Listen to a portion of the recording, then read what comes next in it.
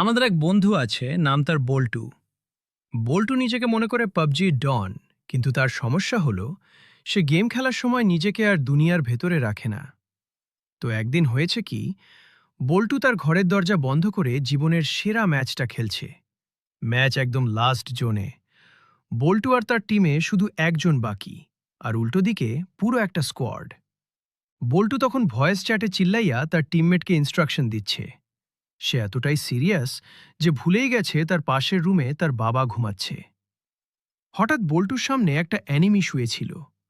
বল্টু স্ক্রিনে দেখে চিল্লাইয়া উঠল, ওরে কুত্তা, তুই এইখানে শুয়ে আছিস? তোরে আজকে আমি মেরেই ফেলবো, তোর কলিজা আমি ছিঁড়ে ফেলবো আজ।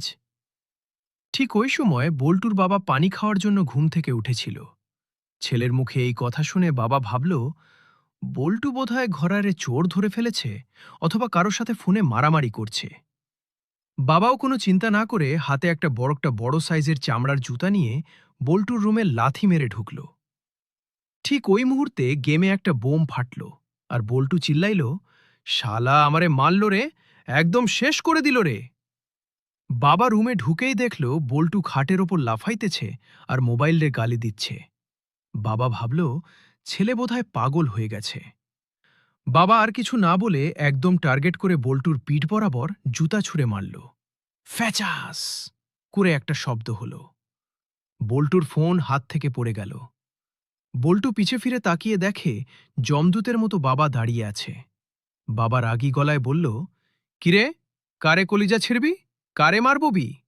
আমি তোর ঘরের সামনে আসছি আর তুই আমারে বলছিস কুত্তা? আমারে মারার হুমকি দিস? বল্টু তখন কান্দা কান্দা গলায় বলল, আব্বা, ওটা তো গেমের অ্যানিমি ছিল, আপনি না। বাবা তখন বলল, এনিমি তোর পিঠে মারছে কিনা জানি না, কিন্তু আমি যে শটটা নিছি ওটা একদম হেডশট হইছে। এখন মোবাইল রাখ আর ঘুমাতে যা, না হলে তোরে আমি এখন লবিতে না, একবারে হসপিটালে পাঠাবো। সেই থেকে বল্টু এখন হেডফোন কানে দিয়ে খেললেও রুমের দরজা খুলে রাখে, আর গেমের অ্যানিমিকে। ভিডিওটি ভালো লাগলে লাইক এন্ড সাবস্ক্রাইব করতে ভুলবেন না।